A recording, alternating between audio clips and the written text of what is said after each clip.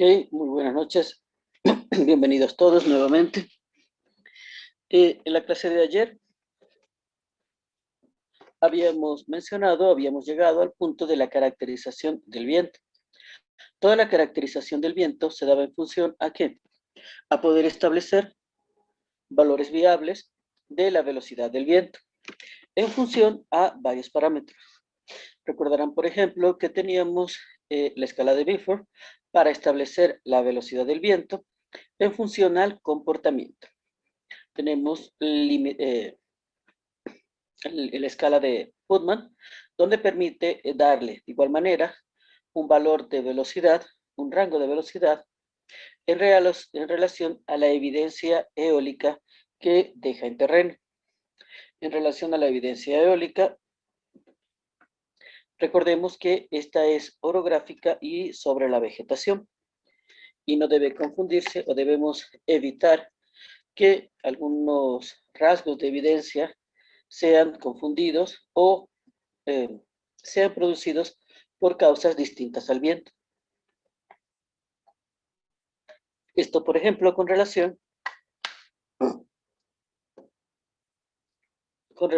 a la presencia de áreas acuíferas subterráneas, variaciones en la orografía, variaciones en el tipo, calidad de los suelos, entre otros. Son algunos factores que determinan o que pueden alterar esos rasgos de evidencia eólica sujetos a la orografía y a la vegetación. De igual manera, teníamos el límite de Betz. El límite de Betz más allá de un comportamiento del viento o una asignación de valor de velocidad, establece dos parámetros fundamentales.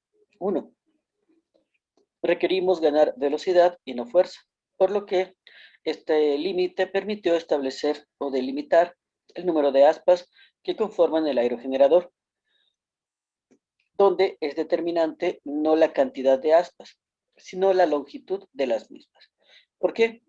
Porque a mayor longitud se incrementa el área transversal de un volumen cilíndrico determinado de viento. Al maximizar el área transversal, maximizamos el área que podemos extraer, la potencia que podemos extraer, perdón, de la sección transversal, de la cinética natural contenida de ese volumen de viento. ¿De cuánto era ese valor? Estábamos hablando aproximadamente de un 60%, realmente un 59.3%, aproximadamente un 60% de ese potencial cinético. Es lo que podemos extraer.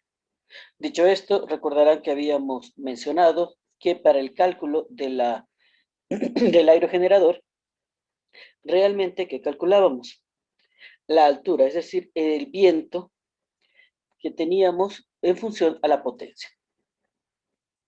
Esto nos permite a su vez establecer ciertos datos. Ya entrando a la potencia, teníamos en función a la siguiente fórmula. Esta potencia del viento se establece por un valor de 1%, un medio, perdón, de ρ, donde ρ es una constante en relación al aire seco, por la velocidad del viento elevado a 3pi. La velocidad del viento es esa velocidad que estamos estimando por el radio al cuadrado. ¿El radio de quién? Ese radio no es más que la longitud de las aspas. La longitud de las aspas es la que nos va a determinar cuánto podemos extraer del viento. Esta relación matemática nos permite establecer o determinar la potencia del viento. Si esa es la potencia del viento, ¿cuánto es la potencia de mi aerogenerador en función a este dato? A esta velocidad de viento determinada, el aerogenerador está dado por un valor de perdón, 0.53, el valor de potencia del viento. Esa es la potencia nominal de su aerogenerador. Con ello, tendrían cómo calcular, en función también al radio del mismo, a la longitud de las aspas. Dicho esto, ok, tengo la potencia del viento y a su vez tengo la potencia nominal del aerogenerador. ¿Cuánto necesito realmente? Recordemos que cuando hablamos del aerogenerador, no lo estamos viendo de manera aislada. Estamos viendo el aerogenerador como un sistema. A su vez, estamos viendo el aerogenerador como parte de un sistema aislado. Al ser aislado, quiere decir que él es capaz de producir energía eléctrica de manera sostenible en el tiempo, es decir, constante, sin necesidad de tomar energía de la red. A grandes rasgos, el esquema del sistema eólico de aerogeneración, del sistema eólico, perdón, de generación eléctrica aislado. Tenemos la etapa de generación, como habíamos mencionado. La etapa de generación está dada a partir del aerogenerador como tal. Tenemos la etapa de almacenamiento de la energía. La etapa de almacenamiento de la energía está definida por el banco de baterías. Cuando hablamos del banco de baterías, recordemos que existen distintas tecnologías. La selección de la tecnología más adecuada va a estar definido en función a algunos aspectos como la disponibilidad que tengo, la disposición para poder hacer mantenimiento, para poder hacer supervisión, el acceso que tengo a las áreas, etc. Esto me permite una selección entre dos grandes grupos, lo que es baterías selladas o baterías abiertas. Tenemos la etapa de control de carga. Esta etapa de control, de regulación y control realmente, me permite ¿qué? Me permite tomar la energía del aerogenerador, la corriente, llevarlo a un parámetro de corriente alterna, incorporarlo de manera segura al banco de baterías. Permite extraer del banco de baterías de manera segura y llevarlo hacia el requerimiento de carga. Obviamente el requerimiento de carga va a pasar por una etapa intermedia, que es el inversor. ¿Por qué tenemos esta etapa intermedia? Porque requerimos llevar la corriente de corriente continua a corriente alterna. Pero si el aerogenerador produce en corriente alterna, no puedo simplemente adecuarlo por una etapa de transformadores a un valor de consumo y entregarla. Si hiciéramos eso y no acumulamos la energía, pues simplemente, perdón, simplemente no podríamos sustentarlo en el tiempo. La generación eólica es bastante fluctuante. Al ser fluctuante tendríamos picos de corriente, tendríamos huecos de tensión y tendríamos periodos de baja o nula generación. Por eso el banco de baterías, por un lado, le da estabilidad y el consumidor realmente extrae energía es del banco de baterías. El regulador de carga que nos permite. El regulador lo que nos permite es proteger el banco de baterías de sobrecargas, es decir, el aerogenerador produce energía y le entrega al banco de baterías. ¿Qué pasa si el banco de baterías está lleno? Es decir, está a su capacidad máxima. Al estar en su capacidad máxima, simplemente el regulador desconecta. No va a introducir la corriente al banco de baterías. ¿Qué hacemos con esa corriente? Podemos hacer dos cosas. Uno, simplemente quemarla. Cuando hablamos de quemarla, se incorpora una etapa adicional que permite, por ejemplo, consumir esta energía en un banco de resistencias y la transformamos en calor o incorporarla a alguna aplicación auxiliar. Es decir, esta aplicación auxiliar funcionará solamente cuando haya excedente de energía. En los sistemas de aerogeneradores casi siempre hay excedentes de energía en algún momento, por lo que un sistema de bombeo es ideal como una etapa auxiliar para manejo de esos excedentes. También protege al banco de baterías de sobredescargas. Es decir, estamos en un periodo donde tenemos poca energía en el banco y el usuario conecta algo, requiere energía. ¿Qué va a pasar?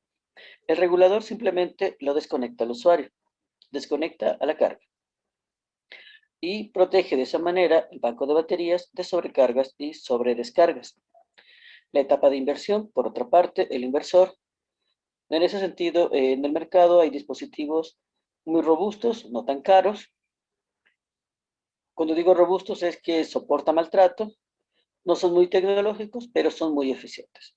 En ese sentido, por lo menos, la marca Mastervolt tiene reguladores, tiene inversores, perdón, la serie Phoenix, de bajo costo, dispositivos muy robustos, tipo de señal es una semi-sinusoidal, no es una sinusoidal pura, también llamada onda modificada, y es un dispositivo bastante adecuado.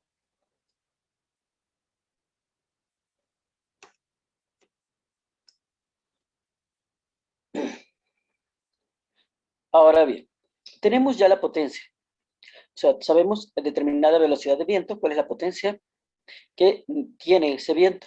Sabemos la potencia nominal del aerogenerador, que está en un rango de, bueno, no en un rango, un valor de aproximadamente un 60% de ese valor de potencia del viento.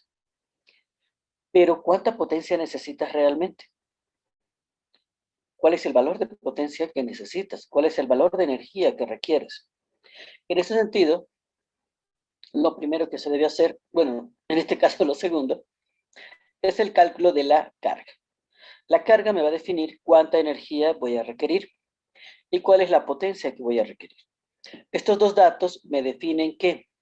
Me definen el tamaño del aerogenerador, me definen el tamaño y las dimensiones eléctricas del inversor y la capacidad del banco de baterías. Lo primero que se establece en ese sentido es el cálculo de la carga. Al calcular la carga debemos hacer primeras consideraciones. Uno, mi carga es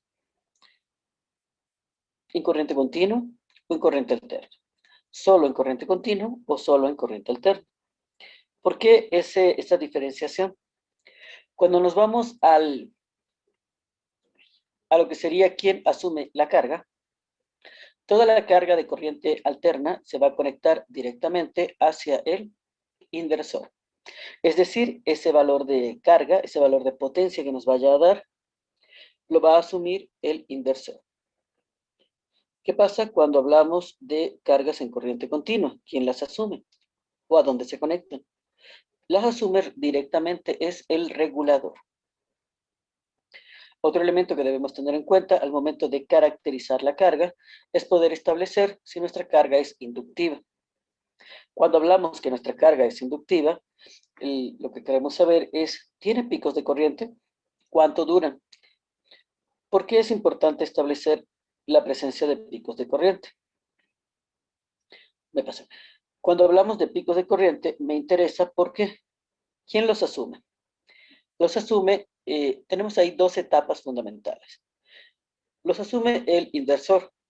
Los inversores, por lo menos el inversor que le hemos mencionado, tiene la capacidad de asumir una carga sostenida, un pico de corriente, de hasta 3 a 5 veces el valor nominal, por un tiempo reducido. ¿Qué otro elemento determina cuando hacen el análisis de los picos de corriente? Las protecciones. ¿Qué quiere decir? Quiere decir, por ejemplo, si nuestras protecciones están subdimensionadas, si su tiempo es muy rápido, excesivamente rápido, pues simplemente no va a permitir el arranque de estas cargas contempladas porque son inductivas, es decir, su pico va a ser muy, se genera su pico, la protección lo ve y se dispara, se abre, por lo que no se llega a encender. ¿Qué pasa si son muy lentas? Si son muy lentas, entonces se da el caso contrario. Puede darse, por ejemplo, está el pico de arranque, pero su tiempo se excede. ¿Qué pasa? Que ya no es el pico de arranque, ya es un motor cortocircuitado, por ejemplo, donde el requerimiento se eleva y se excede. No lo ve y puede pasar eso, esa falla al inversor. Inversor que se daña. Por eso es importante esa caracterización preliminar. Lo primero que determinamos es carga corriente continua, es carga corriente alterna. Y si es alterna, cuánto, si tienen picos de corriente, si son cargas inductivas y cuánto dura. Otro elemento que utilizamos para el análisis de la carga es el régimen de uso. ¿Para qué nos sirve? Nos sirve principalmente para determinar, no, me pasé, para determinar unos bloques temporarios, es decir, unos periodos de tiempo donde optimizamos, nos sirve para optimizar el análisis y el cálculo de la carga. ¿Esto qué quiere decir? Quiere decir, por ejemplo, que como es un sistema finito, debemos dimensionarlo en relación a los parámetros más reales. Cuando hablamos del dimensionamiento de carga a nivel convencional, la práctica común es sobredimensionar. Es decir, tienes una carga de tanto, ok, pero va a crecer. Quiere decir que sobredimensionas principalmente en función de tus protecciones. De manera que si tu requerimiento sigue creciendo, pues puedas asumirlo. Y si nos vamos a un nivel mucho más amplio, a la etapa de los transformadores, son suficientemente grandes para poder asumir un crecimiento de la carga. ¿Qué pasa cuando hablamos de cargas para sistemas en energías renovables? Pues en ese sentido ya no utilizamos ese criterio. ¿Por qué? Porque un sobredimensionamiento es costos. Un excedente de costos hace que el sistema pues sea simplemente, no es una energía que estás aprovechando, no se va a guardar.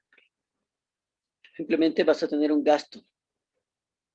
¿Y qué pasa si tu carga crece? Pues puedes readecuar. En ese sentido, este tipo de análisis de régimen de uso me permite obtener un valor lo más cercano al real. ¿Qué es lo que se hace? Se hacen bloques temporarios, como por ejemplo, uno de los más comunes. Horas diurnas, en la mañana, en la tarde y en la noche.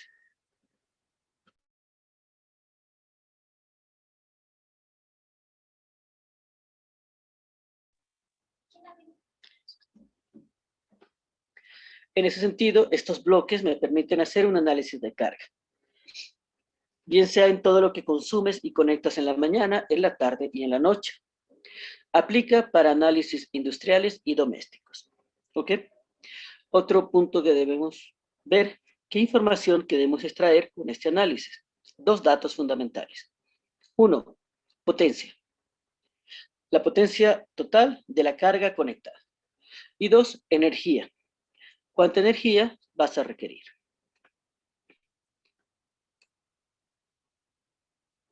En función a eso tenemos estas tablitas.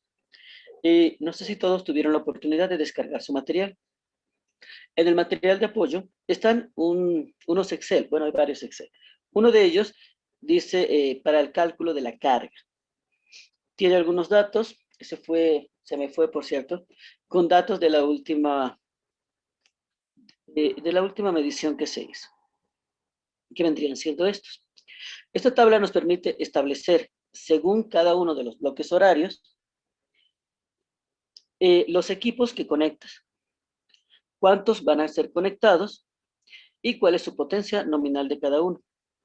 La mayoría de los equipos tienen adheridos una pequeña tablita con unos datos técnicos. Todo equipo electrónico trae sus potencias nominales, su requerimiento, consumo máximo de energía, de corriente y su voltaje de configuración. Si no trae potencia, por lo menos trae, obviamente, el voltaje y el valor de corriente máxima que puede llegar a requerir. Recuerden que la potencia es igual a P por I, el voltaje por la corriente. Si no tiene el valor de potencia, tiene el valor de corriente y saben qué tipo de conexión de voltaje va a operar. Con eso obtienen el valor nominal. Aquí totalizamos los equipos, cuántos se van a conectar y cuál es su potencia nominal. Esta tablita se realiza por cada uno de los bloques horarios. Es decir, la realizan para todo lo que se conecta en la mañana, todo lo que se conecta en la tarde y todo lo que se conecta en la noche. Ahora bien, ¿siempre debemos utilizar estos tres bloques horarios? No. Se debe utilizar el bloque horario que sea más fácil de poder describir actividades. A nivel industrial, por ejemplo, pueden llegar a tener dos bloques. 7, 7, 7, 7. 7 de la mañana, 7 de la noche. De 7 de la noche a 7 de la mañana, por ejemplo. O cualquier tipo de análisis de bloque que les permita la mayor veracidad de la información. Punto con eso. Si no pueden, principalmente a nivel industrial, es bastante fácil determinar la veracidad de la información que se está extrayendo, porque la mayoría de los equipos se conectan en función a las líneas de producción. Pero cuando vamos a nivel doméstico, es producto de la entrevista al usuario.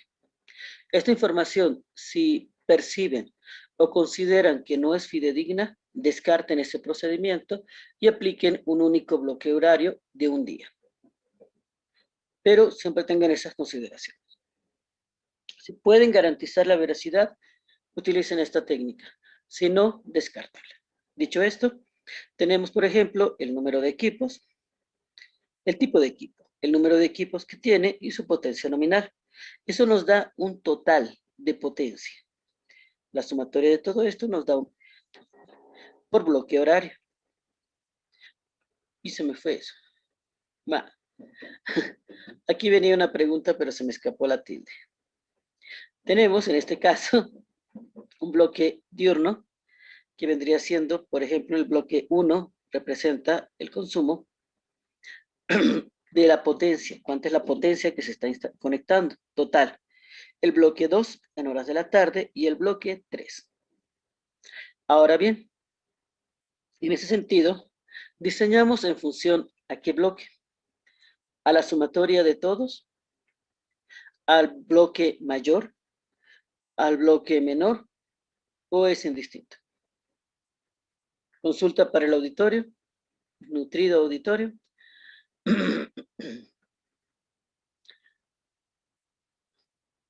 Diseñan, establecen la potencia nominal para el bloque 1, para el bloque 2, para el bloque 3 o para la suma de los 3. Sus intervenciones vía chat o por el audio.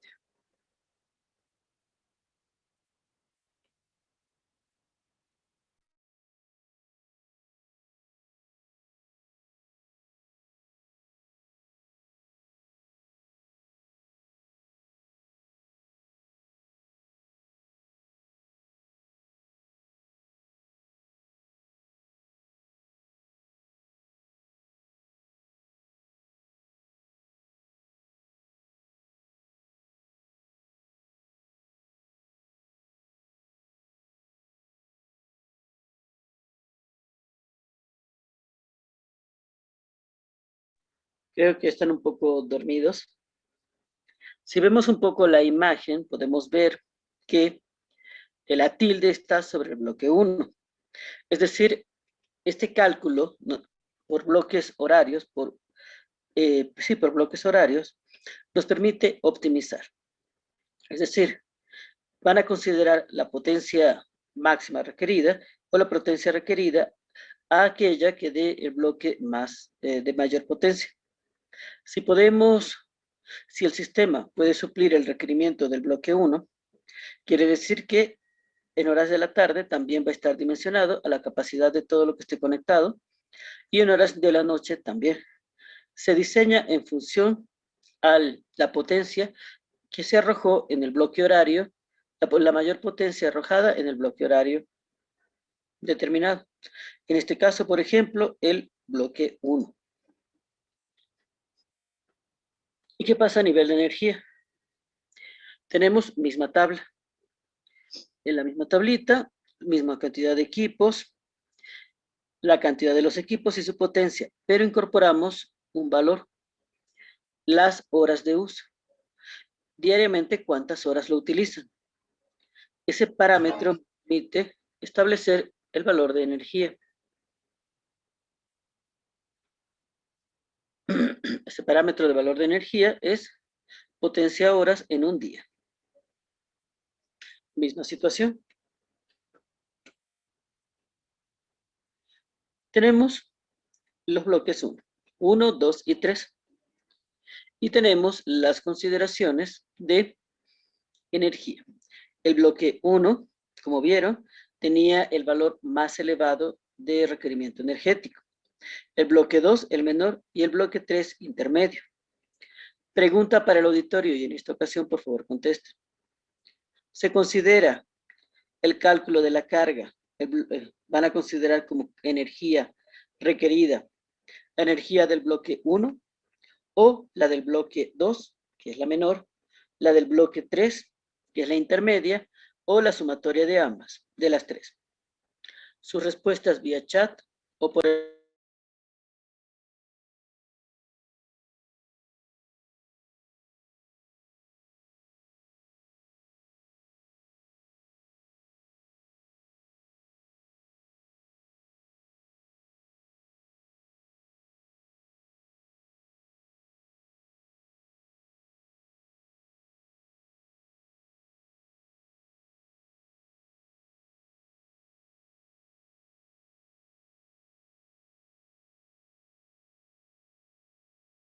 Repito la consulta para todos los participantes.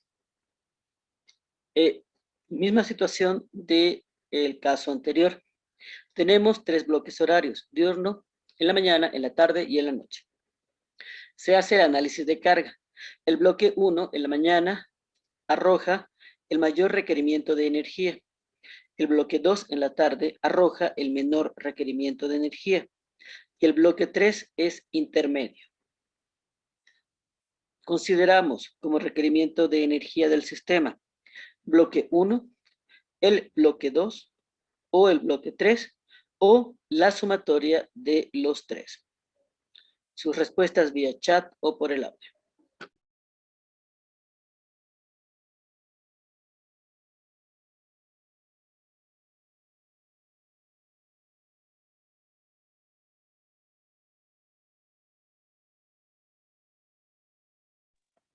El compañero Noé menciona sería la del bloque 1. ¿Alguien más? Compañero Rodolfo, compañero Jeremy.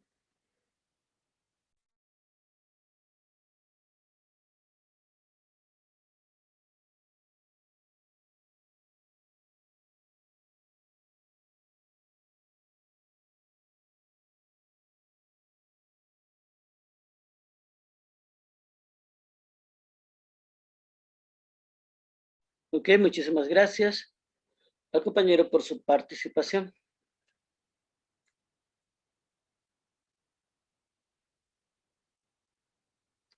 Rodolfo igual menciona el bloque 1.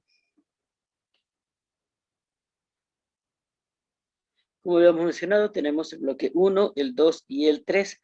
Y estamos hablando en este caso de energía.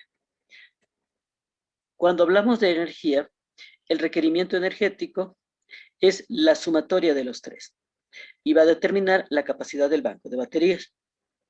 Un ejemplo es, siempre me decían en clase ya en la universidad, veamos, por ejemplo, la energía como la potencia como el tamaño de la puerta. Si en el tamaño de la puerta pasa el más gordote, que es el mayor requerimiento, obviamente van a pasar los más chiquitos. La energía, véanlo en ese caso como un gran tanque de agua. Si yo saco todo lo que necesita B1, cuando se requiera la energía en el bloque 2, pues ya no va a haber, el tanque de agua está seco. Y el bloque 3 igual. Quiere decir que el tanque de agua tiene que ser tan grande que incorporemos la suficiente agua para que tome B1, tome B2 y tome B3. Ese es un poco el análisis por analogía que nos daban de la energía. Estos datos, ¿para qué me sirven? La energía requerida es un dato que se utiliza directamente para el cálculo del banco de baterías. Y la potencia nos permite, no es cálculo, sino es un parámetro comparativo de la estimación del aerogenerador. Es decir, la potencia requerida debe ser inferior o igual, bueno, debe ser inferior preferiblemente, de la potencia nominal del aerogenerador para poder cubrir el requerimiento. De igual manera, estima o determina el tamaño del inversor.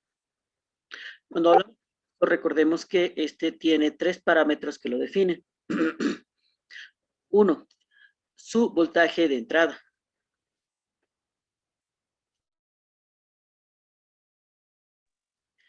El voltaje de entrada del inversor está determinado por el voltaje de configuración del banco de baterías. 2, la potencia de salida. La potencia está determinada por este cálculo que se hace de requerimiento energético de potencia nominal. Y 3, la tecnología. Cuando hablamos del valor de salida, recordemos que tenemos una corriente alterna, definida por un valor, voltaje máximo, y una frecuencia. En este caso, por ejemplo, tenemos un voltaje 220 y una frecuencia de 50 Hz. Esos datos, a su vez, van a estar atados por la tecnología. ¿Qué tipo de señales? Las señales de los inversores normalmente se pueden considerar en 3 variantes. Semisinusoidales, sinusoidales puras, que es la curva que vemos normalmente cuando se define una corriente alterna. La semisinusoidal es como si hicieran esa curva sesgada, como con dientes de sierra pequeñitos. Y obviamente onda cuadrada, que son escalones que suben y bajan, que van de más 220, por ejemplo, en nuestro caso, hasta menos 220. Esos escalones, esa curva llena de graditas que suben y bajan, es lo que sería una onda cuadrada. Dicho esto, las consideraciones de optimización de la carga. Lo primero que tenemos que tener es presente el régimen de uso que estamos planteando. El régimen de uso debe ser primero totalmente, se puede discrecionar uno del otro, es decir, hay una diferencia entre los equipos conectados. Y 2, debe ser totalmente, debe ser creíble, debe poder confirmarse la información. Si en dado caso se duda de la procedencia, se duda de la cantidad de equipos que se van a conectar, o bien la técnica del régimen de uso. Otro elemento que deben tener en cuenta es la presencia de transitorios. ¿Qué es un transitorio? Consultaría por el auditorio, pero si no, hoy no terminamos. ¿Qué es un transitorio? Realmente un transitorio no es más que una variación en incremento o decremento de un valor o una señal esperada y que tiene una muy corta duración de tiempo. Esto son los transitorios. Podemos encontrar entre ellos los llamados picos de corriente, pero también los huecos de corriente. En relación a ello, las cargas inductivas presentan normalmente picos de corriente en su momento de arranque, sujeto a lo que se llama la curva de histéresis. En ese sentido, pues, es importante considerar cuáles tienen la presencia de los transitorios y poder estimar su duración. La duración del transitorio define 2 cosas, las protecciones y si el inversor puede asumirlos. En relación a las protecciones en particular, recordemos que normalmente se utilizan protecciones termomagnéticas de respuesta rápida, pero la velocidad de respuesta debe ser mayor a la duración del transitorio. Si llegase a ser menor, los equipos inductivos conectados no van a poder arrancar, no van a poder funcionar. Y como mencionamos, jamás sobreestime la carga.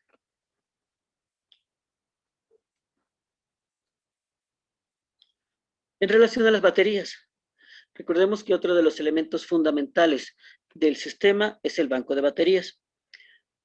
El banco de baterías realmente manejamos principalmente 2 tecnologías, a grandes rasgos. Baterías abiertas y baterías selladas. ¿Qué elemento es determinante para seleccionar una sobre otra? Realmente las más utilizadas son las baterías abiertas, en particular las baterías abiertas de plomo ácido. ¿Qué determina su uso? ¿O qué lo hace mucho más atractiva que la otra? Son baterías de mayor capacidad, muchísimo más capacidad. Son baterías mucho más económicas y tienen un periodo de vida útil mayor. ¿Sujetas a qué? Sujetas a mantenimiento y supervisión. Por eso habíamos mencionado anteriormente. Si no podemos acceder a la locación, si la implementación del mantenimiento hace que los costos sean muy elevados o por ejemplo, la locación como tal es muy susceptible a hurto, en ese sentido la recomendación es utilizar baterías selladas. Por ejemplo, en nuestro caso, aunque no era un sistema eólico, era un sistema híbrido, se hizo una colocación en unas repetidoras a lo alto de una montaña en medio de la selva donde no llega nada. Esas repetidoras eran de información de la industria de extracción de hierro. Y por cierto, en ese lugar es estatal. Entonces, ¿qué baterías utilizamos? Aun cuando la capacidad necesaria era muchísimo, muy grande, lo ideal eran baterías selladas. Y se usaron baterías selladas. Mayor cantidad, se hizo un costo elevado inicial, pero es válido aportar, por ejemplo, que para poder ir al lugar teníamos que llegar en helicóptero, que es espectacular el vuelo en helicóptero, pero los costos son muy elevados. Eso se debe tener en cuenta al momento de seleccionar una batería versus la otra. Algunas características de las baterías de plomo ácido. Recordemos primero que este tipo de batería, sus parámetros descriptivos, los parámetros que definen a la batería, prácticamente son dos: su voltaje y su capacidad. Su capacidad con un valor subíndice. La capacidad de la batería va a estar, está dada en amperios hora y su voltaje obviamente en voltios. El voltaje es de la batería de la unidad constructiva como tal, es decir, del dispositivo que adquieren, pero internamente va a estar compuesta por celdas. En ese sentido, las baterías plomo ácido, por ejemplo, internamente tienen celdas constructivas de 2 voltios. Su capacidad constructiva hoy en día ha alcanzado valores bastante elevados. Estamos hablando, por ejemplo, de unos 2.800, aunque en la tabla dice 1.500, ya está por el orden de los 2.800 amperios horas por batería, por unidad constructiva. Este tipo de baterías, bueno, un poco más adelante vamos a ver el ejemplo. La capacidad de la vida útil de la batería. Las baterías miden su vida útil no en tiempo, sino en ciclos. Cuando hablamos de ciclos, es un proceso completo de carga y descarga. Obviamente, este proceso de carga y descarga va a estar determinado por varias cosas. Uno, el requerimiento energético. ¿Qué tanta corriente le estás pidiendo a la batería? Dos, la carga. ¿Con cuánta frecuencia estás alimentando la batería? Esos dos parámetros te van a definir cuánto dura realmente un ciclo. Palabras más, palabras menos. Este tipo de baterías garantizan el periodo de vida útil en aproximadamente unos 2.500 ciclos. ¿Y eso cuánto es en tiempo? Las baterías de plomo ácido abiertas, por lo menos con un correcto mantenimiento, llegan a durar, cuando me refiero a durar, quiero decir mantener los parámetros nominales con los que la batería ha salido originalmente. Unos 8 años, podemos mantener esta batería 8 a 10 años, operan dentro de su rango. ¿Qué quiere decir que en el año 11 ya la batería no sirve? No, no quiere decir eso. Quiere decir que pasado el tiempo, pasado los 2.500 ciclos, el fabricante no garantiza los valores nominales, tienden a caer ligeramente. Obviamente esto siempre y cuando se haya dado un correcto mantenimiento. En caso de que no se haya dado un correcto mantenimiento, estos valores tienden a caer muchísimo más. Tenemos por el otro extremo las baterías selladas. Cuando hablamos de baterías selladas, tenemos baterías selladas de electrolito. Cuando hablamos de este tipo de baterías con electrolito, tenemos dos grandes variantes en el mercado. Las baterías de gel y las baterías de electrolito absorbido. Características de las baterías de gel. Realmente, elemento a favor, no requiere ningún tipo de mantenimiento. Tampoco requiere una orientación. Un punto que no habíamos mencionado de las baterías abiertas. Emiten gases. ¿Qué tipo de gases? Emiten gases volátiles y emiten vapor de agua, por lo que pierden el volumen del electrolito y el mismo debe ser repuesto. ¿Qué pasa con las baterías selladas? No sucede esto. Las baterías, obviamente, no tienen ningún tipo de emisiones.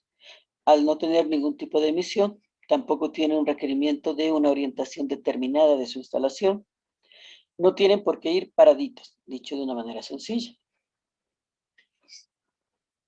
Y, bueno, esos valores. Elemento en contra. Este tipo de baterías tienen capacidades nominales bastante bajas. Si bien es cierto que las baterías abiertas, plomo ácido, tienen un valor que supera los 2800 amperios hora, las baterías de gel no superan los 300 amperios horas por unidad. Quiere decir que aportan poca corriente. Y si tengo un requerimiento muy grande, pues vas a tener una gran cantidad de baterías, muchísimas. Por otro lado, su periodo de vida útil también es muchísimo más bajo. Estamos hablando de unos 1500 ciclos aproximadamente. Es decir, estas baterías en tiempo llegan a durar de 4 a 6 años. ¿Puede ser menos? Sí, puede ser menos. Por ejemplo, tu requerimiento es mayor de corriente, entonces tu batería va a durar poquito. Una variante de las baterías de gel son las baterías de electrolito absorbido. Ah, por cierto, capacidad constructiva de voltaje. Estas baterías, igual que la anterior, tiene unas celdas base de 2 voltios. Cuando las baterías son más pequeñas, tienden a tener mayor número de voltaje. Eso varía considerablemente por el fabricante. En ese sentido, siempre es importante remitirse a la hoja del fabricante para poder extraer los valores reales de potencia, perdón, de voltaje nominal y de capacidad. ¿En qué difiere la batería de electrolito absorbido de la batería de gel? Principalmente, uno, en su costo. Es más barato. Dos, a nivel técnico, en vez de utilizar un gel internamente, es decir, un líquido densificado, tienes una mallita que, producto de la tensión superficial, absorbe o mantiene todo el electrolito, lo que le permite que no haya derrames. Capacidad nominal, de igual manera, 250, 300 amperios hora por unidad constructiva. Celdas base, 3 voltios. Valores de voltaje por unidad varía. Puede llegar a tener baterías de hasta 12 voltios. Y las supernombradas baterías de ion litio. Estas baterías, la gran pregunta que siempre hacen, ¿qué tan viables son? Pues estas baterías tienen una capacidad de carga y descarga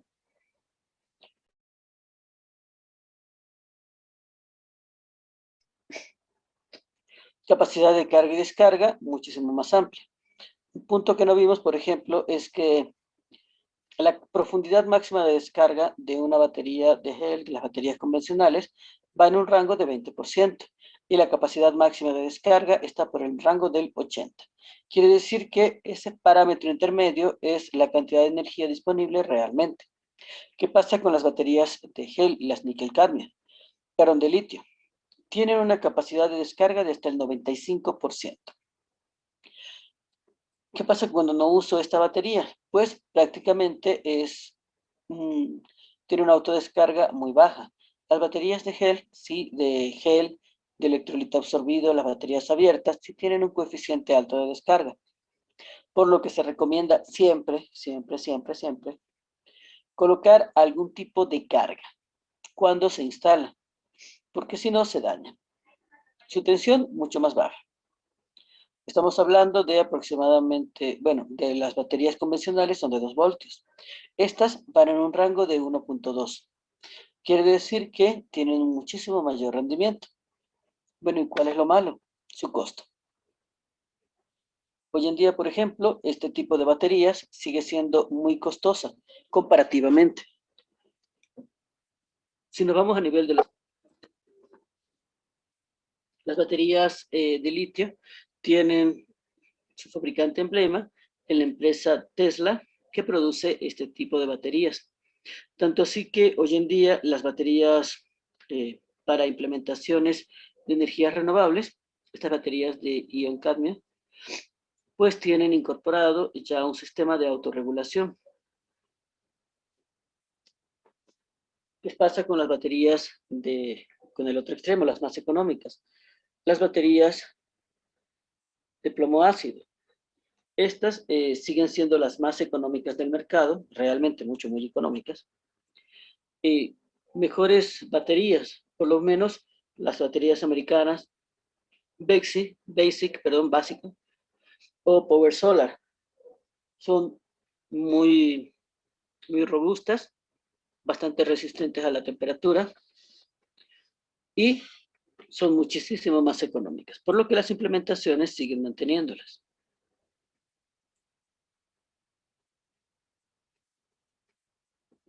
Consulta para el auditorio.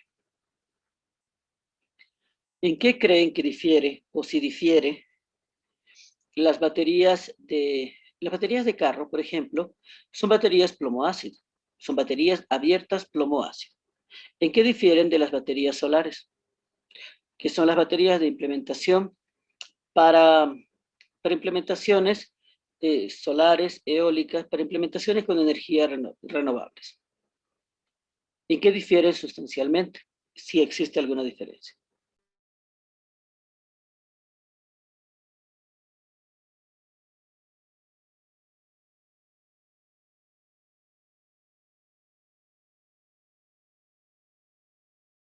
Pues respuestas vía chat o por el audio y el día de hoy.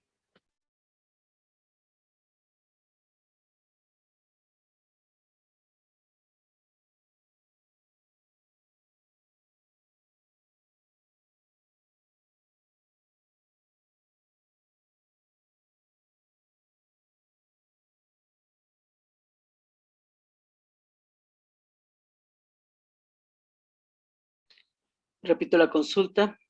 ¿En qué creen que difieren las baterías de vehículo de las baterías para para implementaciones de energías renovables? El tipo de batería que me refiero son las baterías plomo ácido abiertas. ¿En qué difieren? Si existe alguna diferencia.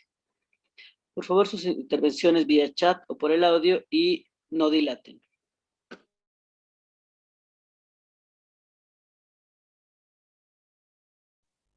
Eh, eh, Ingeniera, muy buenas noches. Yo creo que difieren en sus parámetros constructivos y en, ¿cómo se llama esto?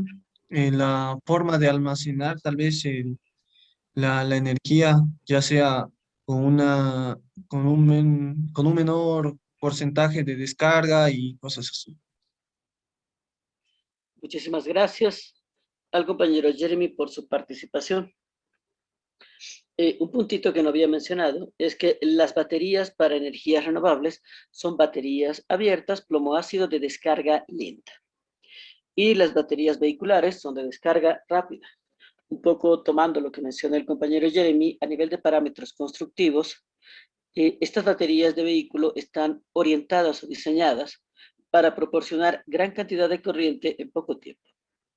Las baterías para implementaciones renovables de descarga lenta están diseñadas para poder entregar cantidades conmesuradas poco a poco la corriente eléctrica sin que esto la deteriore. ¿Qué va a pasar? Entonces, la pregunta es, ¿puedo utilizar baterías de carro en una implementación eólica? Sí, sí puedes, pero recuerda que la vida útil va a ser mucho más reducida. Es decir, tu rendimiento como tal va a verse afectado.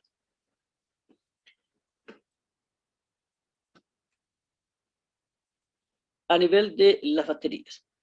Esto que vemos aquí, por ejemplo, es la tabla de la hoja del fabricante. Para el cálculo del banco de baterías es necesario siempre tener a la mano las hojas del fabricante, porque partimos de una premisa. Debo tener predeterminado algunas opciones de baterías para la implementación, lo que me permite establecer cuál es la más adecuada. ¿Qué datos definen a la batería? habíamos mencionado, por ejemplo, que lo define su tensión nominal y su valor de capacidad constructiva. Cuando vamos a la capacidad, es un valor determinado por amperios hora, por la unidad de amperios hora. Aquí tenemos, por ejemplo, me voy aquí. Aquí tenemos, por ejemplo, el voltaje nominal y su capacidad nominal. Estas son capacidades en función a condiciones determinadas. ¿En función a qué condiciones? Las condiciones de carga y descarga. Pero vámonos a nuestros parámetros nominales sujetos al cálculo, al diseño como tal. Como pueden ver, para esta es la OPZ Solar. Este en particular, este modelo, en función a capacidades muy bajas, proporciona voltajes un poco más altos. Hasta que tenemos esta a nivel de, por ejemplo, 1080 amperios hora, tiene un voltaje nominal de 2 voltios. Misma batería. Esta imagen, la imagen gris, se extrajo de su hoja del fabricante. Dice que tiene capacidades nominales que van desde 70 hasta 4.600 amperios hora por batería. El elemento, 2 voltios. Sus ciclos, 2000 ciclos. ¿Qué quiere decir? Que garantiza la operación, garantiza los valores de operación hasta unos 2000 ciclos. La batería como tal que queríamos mostrar. Esta, por ejemplo, es una batería Power Solar. Esta es una batería abierta. Esta batería tiene varias consideraciones. Como vemos, 2 pines. Esta es una batería de 2 voltios.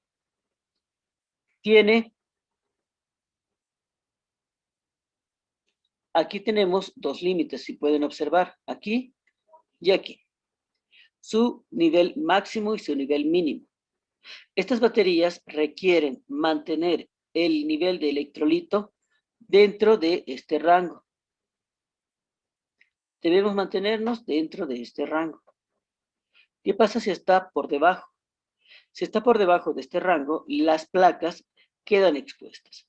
Estas placas que conforman la batería son placas de plomo. ¿Cómo opera? El nivel de el electrolito es una sustancia ácida. Al estar al momento de cargarse, la batería reacciona y acumula. Cristaliza ese nivel ácido en las placas de plomo. Y cuando requiere energía, simplemente rompe los cristales y proporciona iones o electrones que son capturados. Ese es el proceso de carga y descarga. Ahora bien, si el nivel de electrolito está por debajo y llega a exponer las placas de plomo, estas, en presencia del oxígeno, se oxidan. Y aquí, en esta parte inferior, generan un sustrato.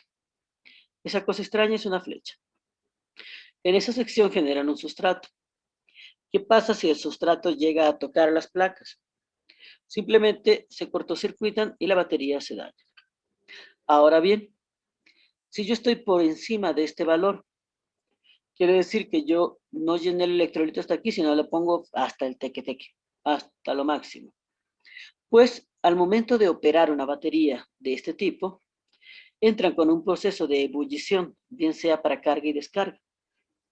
Y cuando la carga es muy abrupta, la descarga es muy abrupta, es decir, pido mucha corriente o saco mucha corriente, la ebullición es mucho más notoria y puede llegar a desbordarse. Al desbordarse, se llega a sulfatar estos bordes. Esta área de aquí, por ejemplo, esta es la tapita. Y pese a que está tapado, va perdiendo humedad, va perdiendo electrolito y vapor de agua.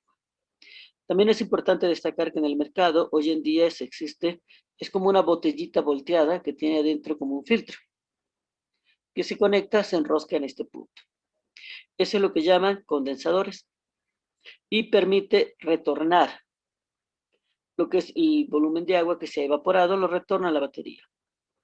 Con eso minimiza el requerimiento de mantenimiento. lo minimiza, no lo elimina. Eso, algunos parámetros que deben tener en cuenta al momento de ver la batería.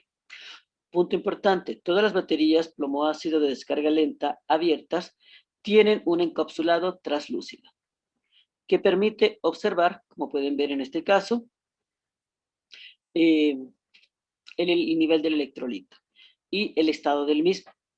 De igual manera, el número de bornes de contacto va a estar determinado por el voltaje de configuración de la unidad constructiva. Es de 2 voltios, de 6 voltios, de 12 voltios, etc. Hasta 12 llega. El de la imagen, por ejemplo, es de 2 voltios. Tiene un borne rojo y azul porque las baterías son en corriente continua.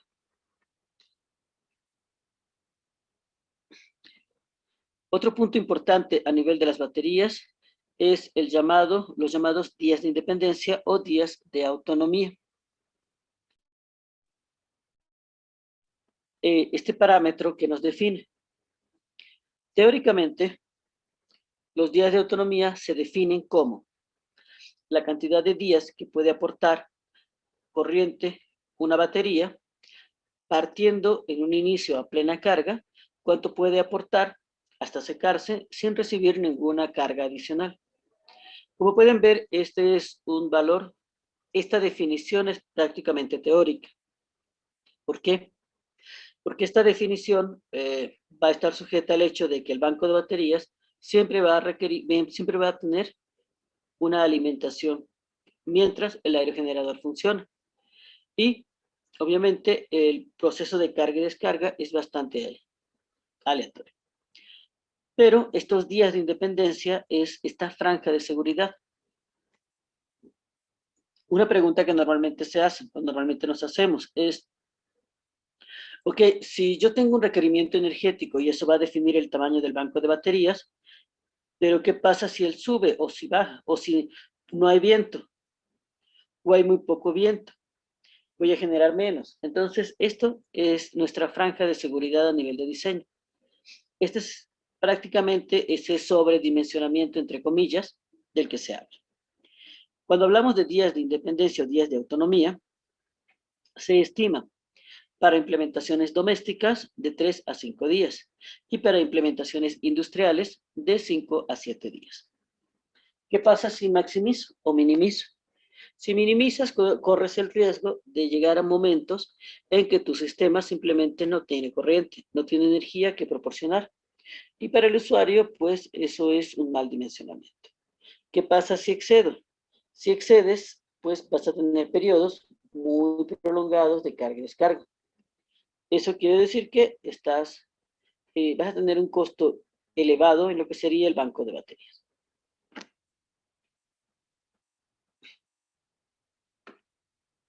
A nivel del cálculo. A nivel del cálculo, lo primero que establecemos es el tamaño del banco.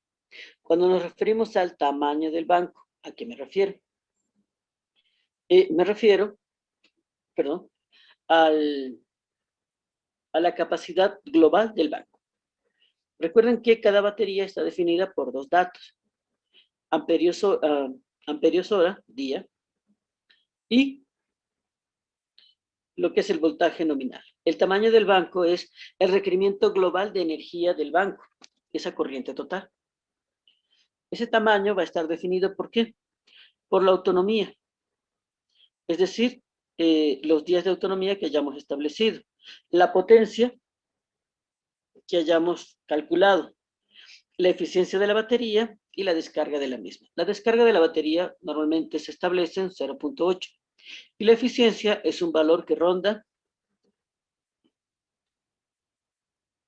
se me fue, es un valor que ronda, gracias, los 80-90%. Un ejemplo, en este caso tenemos que dimensionar un banco de baterías. El requerimiento energético, 20 kilovatios hora. La eficiencia de la batería, 90%. La descarga profunda, hasta un 80%. Y es un sistema doméstico. ¿Qué nos quiere decir? Es un sistema doméstico. Establecer los días de autonomía a un valor de 3 a 5, no mayor. Información que tenemos. Energía requerida, 20 kilovatios. Eficiencia, 0.9. Aquí dice 90%. Tiene una descarga profunda del 80%, 0.8. Es un sistema doméstico. 10 de autonomía, 3. Esos datos, el día de autonomía por el requerimiento energético entre la eficiencia y la descarga, nos permite establecer el tamaño del banco, es decir, el requerimiento energético. Nos vamos al requerimiento energético. Tenemos 83.3 kilovatios hora. ¿Qué vemos en ese punto? En ese punto estamos viendo, aquí tenemos un error. Ups. Que pensé que lo había corregido.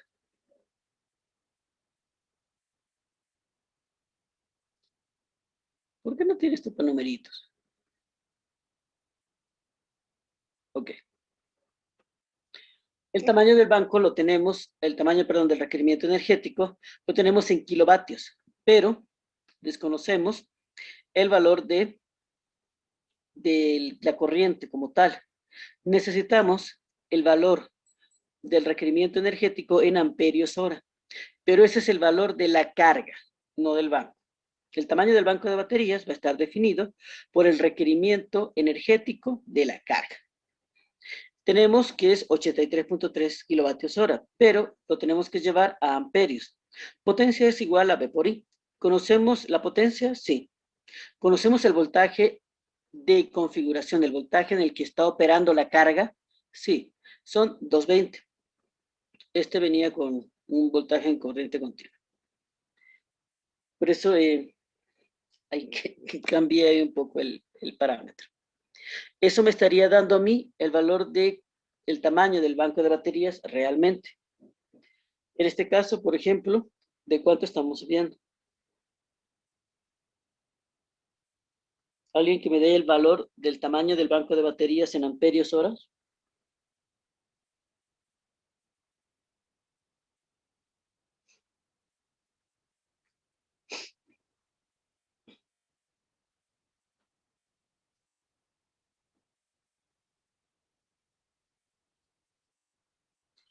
Estamos hablando de un 0.37 amperios hora. No, kiloamperios.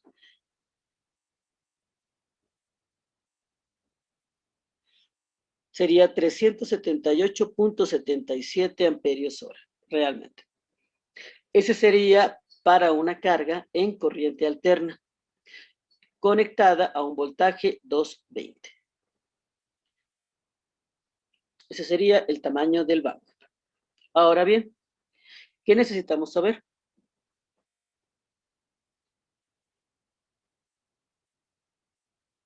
Necesitamos saber, conocemos el tamaño del banco.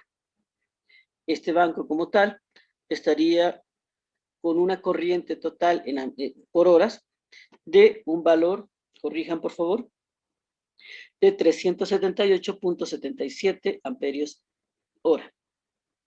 ¿Conocemos la I total? Sí. ¿Qué necesitamos saber?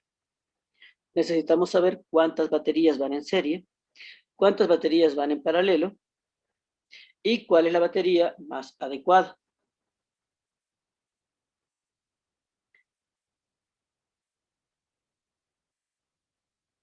Ok. En ese sentido, ¿qué tenemos?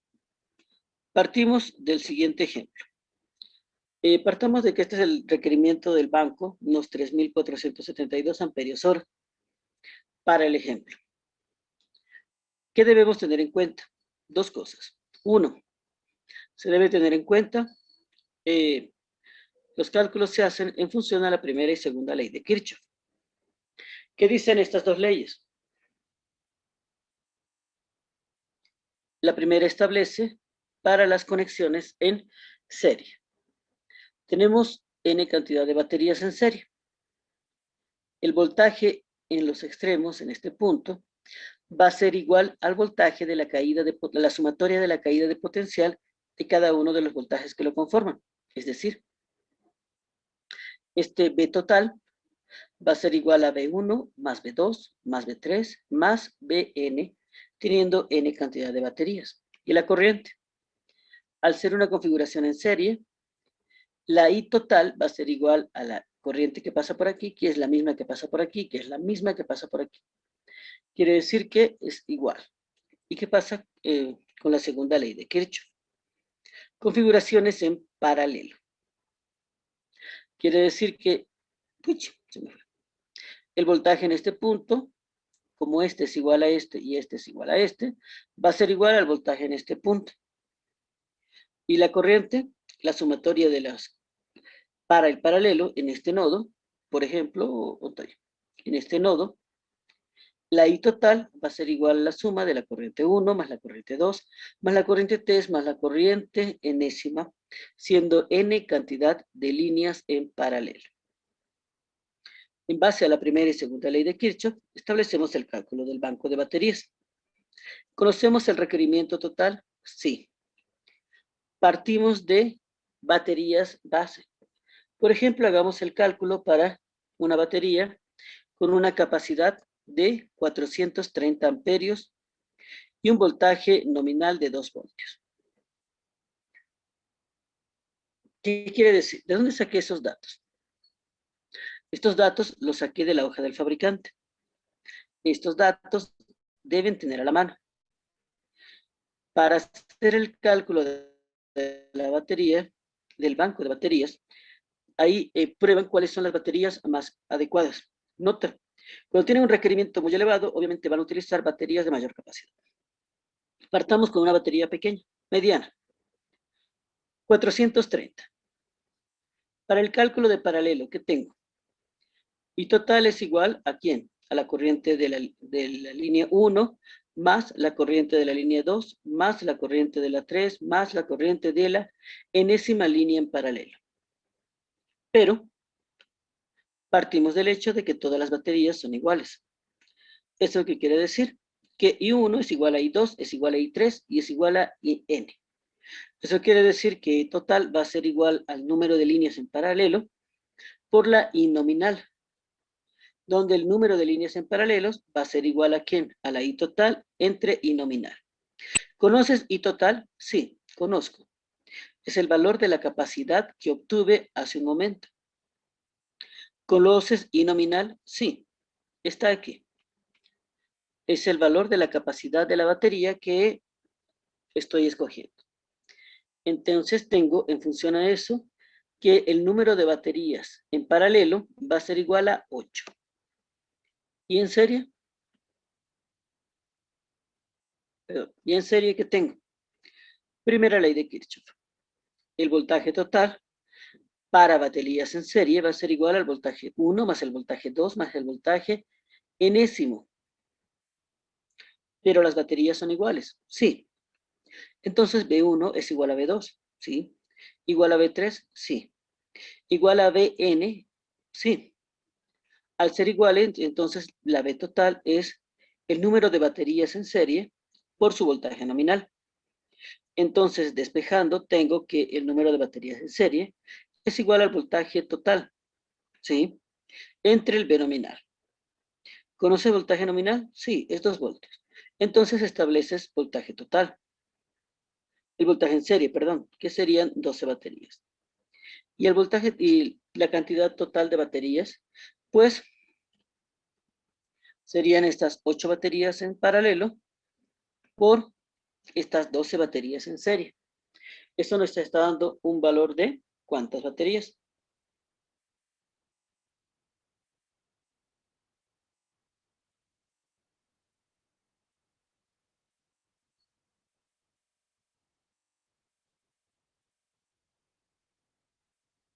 Un total de 96 baterías. Eso es mucho. ¿Qué quiere decir? Quiere decir que este mismo ejercicio deberíamos hacerlo con baterías más grandes. Normalmente nosotros utilizábamos unas baterías de una capacidad de 2280, igual 2 voltios. Repetimos el ejercicio y tendríamos, partamos de este mismo valor, tendríamos una capacidad de 72.280. Voltaje 2.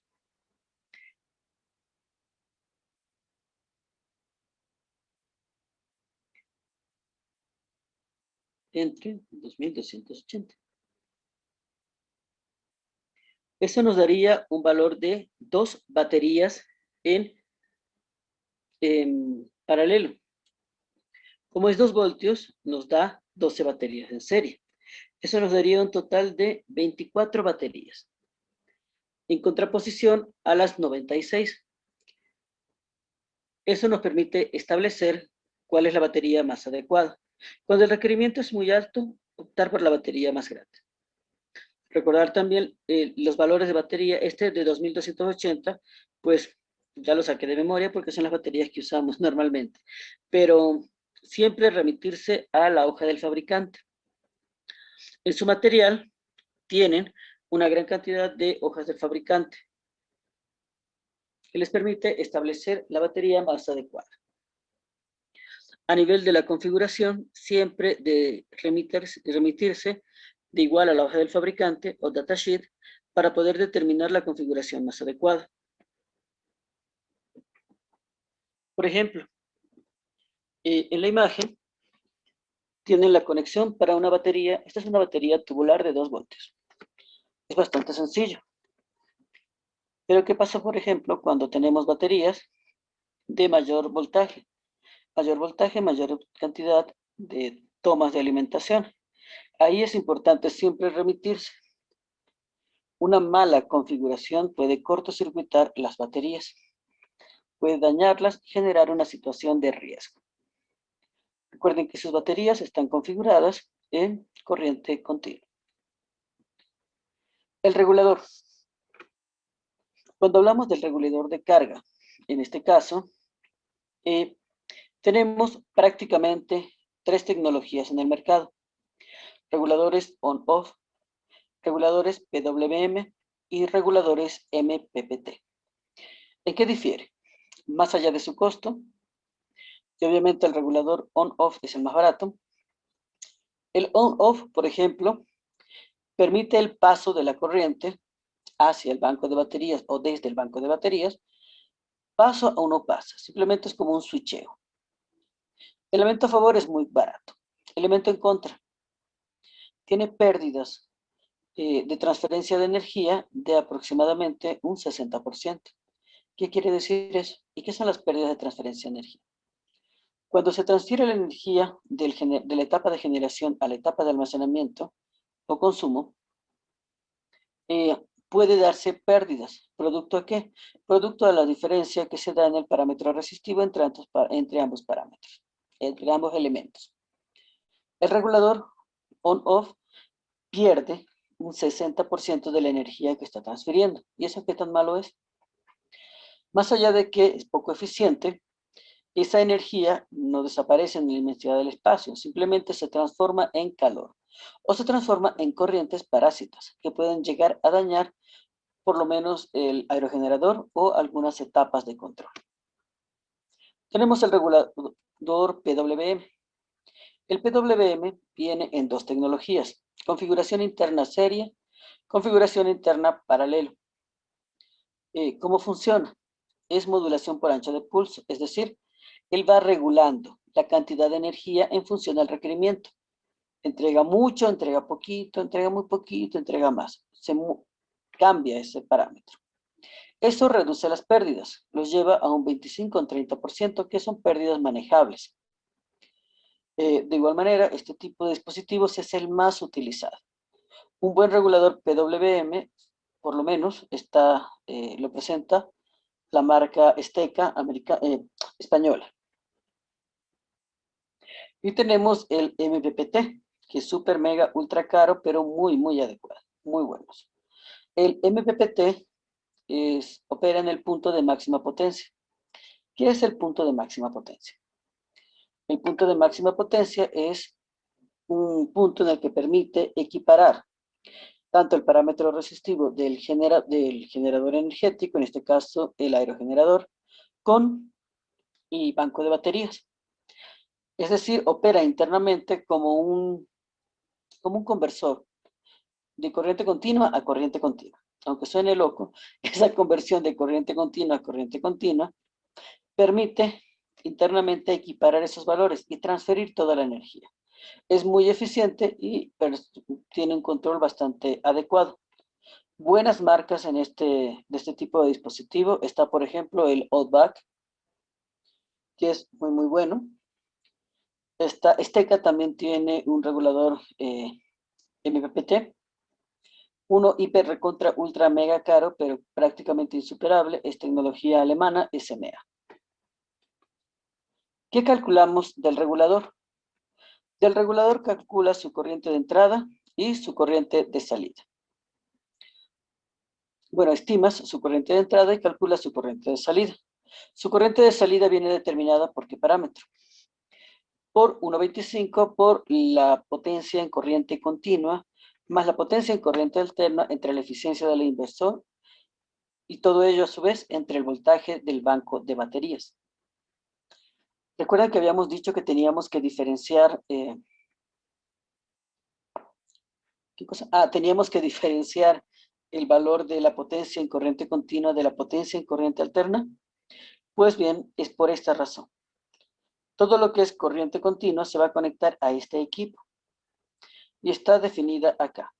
Si no tienes cargas en corriente continua, entonces este parámetro vale igual a 0. Y el 1,25 es el rango de seguridad. Quiere decir que tiene un sobredimensionamiento del 25%. ¿Y la corriente de entrada?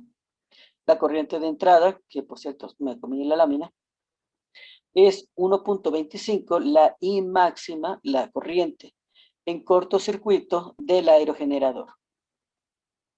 La corriente de entrada, el cálculo del dimensionamiento de la corriente de entrada del regulador es 1,25 por la corriente en cortocircuito del aerogenerador. La corriente en cortocircuito es un valor nominal que obtienen en la hoja del fabricante.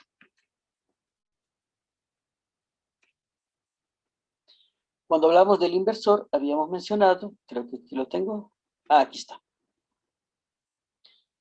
¿No tengo la otra? No, no tengo la otra. El inversor tiene prácticamente tres ondas: cuadrada, semisinusoidal y sinusoidal. A ver si mejora mi manera de dibujar. La onda roja es una sinusoidal pura. Esta sinusoidal pura, la mayoría de los inversores prácticamente lo utilizan muy especializados y su costo es elevado. En ese sentido, el inversor más común utiliza una semisinusoidal. Una onda modificada o semisinusoidal es como la onda lila, pero realmente no se ve así. Es algo así. Bueno, eso venía como nota del editor, tengo pésimo pulso. Y así toda la onda. Es un pequeño unas pequeñas graditas que se da como al borde de la semisinusoidal.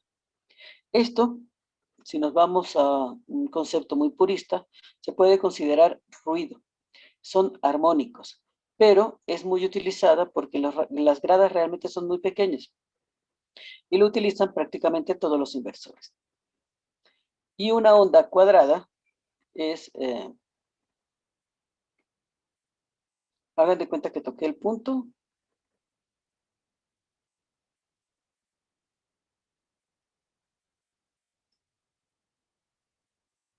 y también toqué. Me vine por aquí, ok.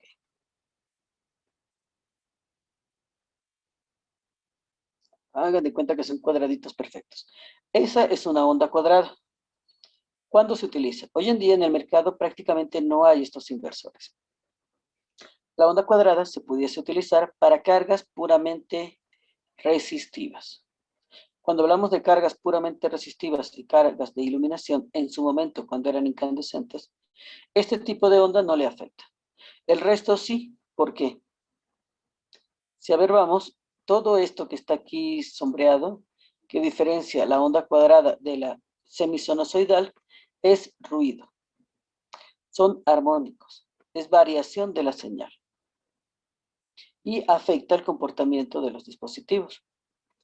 Como ya hemos mencionado, los inversores tienen tres parámetros que lo definen. Tipo de onda, ¿qué es esto? Voltaje y frecuencia de salida. Va de un rango, por lo menos en Bolivia usamos 220, 50 Hz. En el Caribe se utiliza 110, 60 Hz. China utiliza 220, 60 Hz. Y así hay variaciones.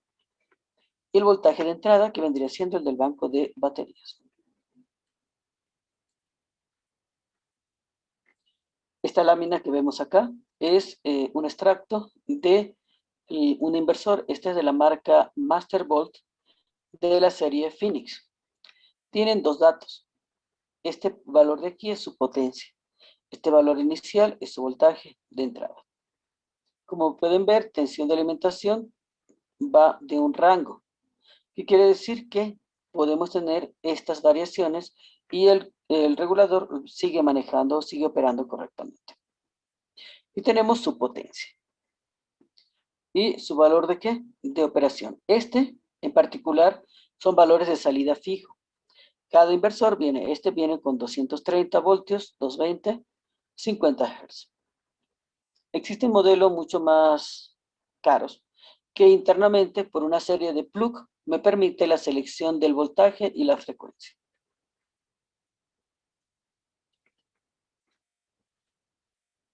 Y algunas consideraciones globales del sistema de puesta a tierra. Recordemos que a nivel del sistema de puesta a tierra primero tenemos dos variantes que considerar. Nuestro dispositivo como tal, el sistema, va a tener dos sistemas de puesta a tierra diferenciados. Es decir, necesitas un sistema de puesta a tierra para lo que es el pararrayos. En relación al pararrayos, tenemos un sistema de puesta a tierra llamado de tierra común. No es diferencial. Y para lo que es el sistema de la parte electrónica, la etapa de control, el aerogenerador en sí mismo, se utiliza un sistema de puesta a tierra equipotencial diferencial. Ambos son diferentes, ambos están separados. Si tenemos la posibilidad de mantener una separación de aproximadamente unos 15-20 metros, es lo ideal. Si no podemos mantener una separación de los sistemas de puesta a tierra dentro de ese rango, la recomendación es utilizar una barrera dieléctrica. ¿Qué es una barrera dieléctrica? Pues simplemente como un murito dentro del piso que separa ambos sistemas. ¿Ok? ¿Por qué queremos separarlos? Para evitar la inducción o la conducción de los sistemas de puesta a tierra que fuera a dañar la carga que estamos conectando. ¿Para qué hacemos este sistema de puesta a tierra? Por dos aspectos muy globales: seguridad y operatividad. Cuando hablamos de seguridad, queremos mantener primero vivos a todos los seres vivos que estén en las inmediaciones. Queremos mantener un voltaje en la superficie del terreno que no sea letal. Queremos garantizar que los operarios tengan un grado de seguridad eléctrica. Queremos a nivel de seguridad garantizar que el dispositivo no se destruya ante una falla, ante una corriente no deseada, ante una descarga atmosférica. A nivel de operatividad, ¿qué queremos? Queremos que el sistema funcione. Es una de las razones, por ejemplo, que cuando hablamos de sistemas de puesta a tierra, salta aquí en Bolivia a la vista parámetros de seguridad eléctrica que van no, mi sistema debe tener 2 ohmios. Ajá, chévere. ¿Y qué más? De 2 a 5 ohmios, no nada más. No, mentiras. Debe evitar las corrientes parásitas. Debemos evitar o limitar las corrientes de retorno. Debemos protegerlo ante las inducciones. Eso es un sistema de puesta a tierra, operatividad.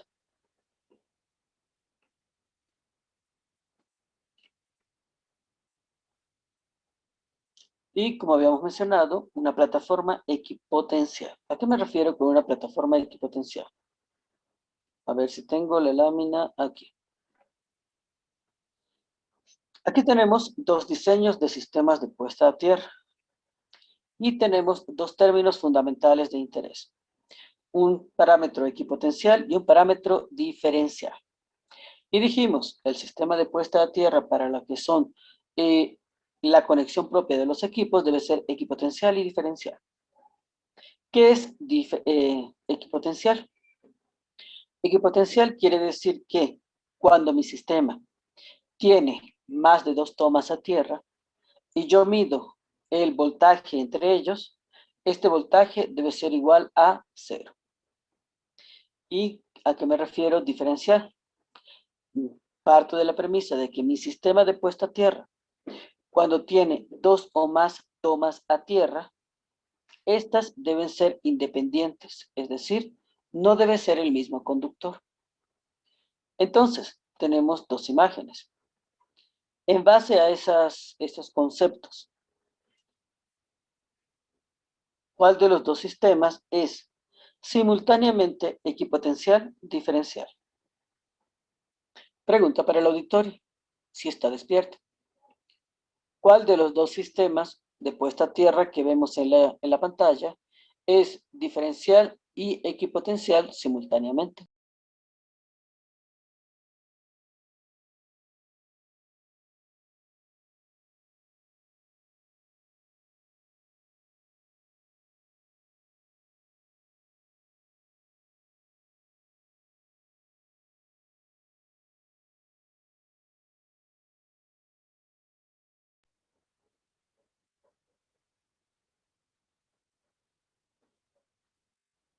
Ok, no todos a la vez.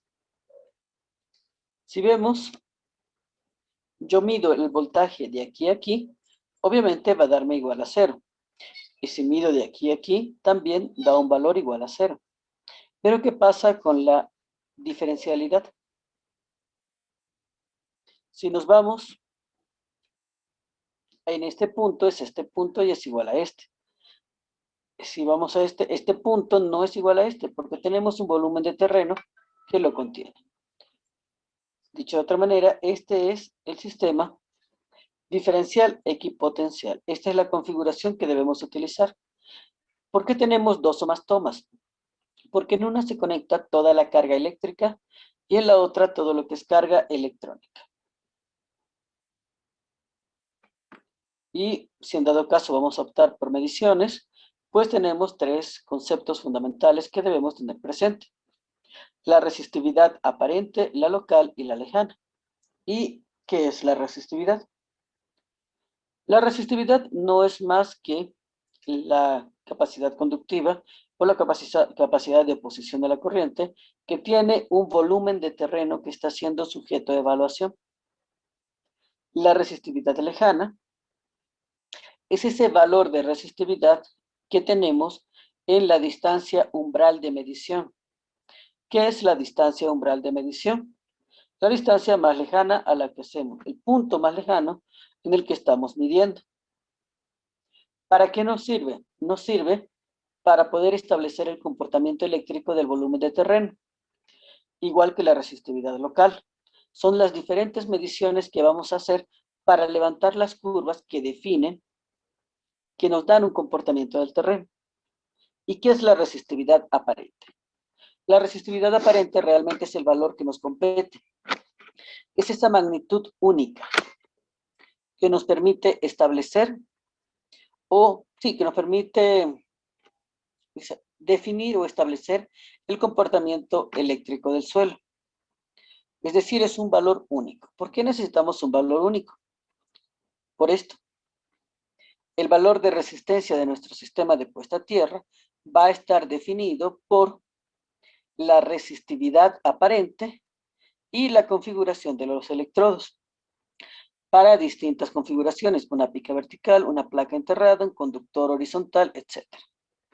Esto nos permite a nivel matemático, teniendo el valor de resistividad aparente, obtener el valor de resistencia.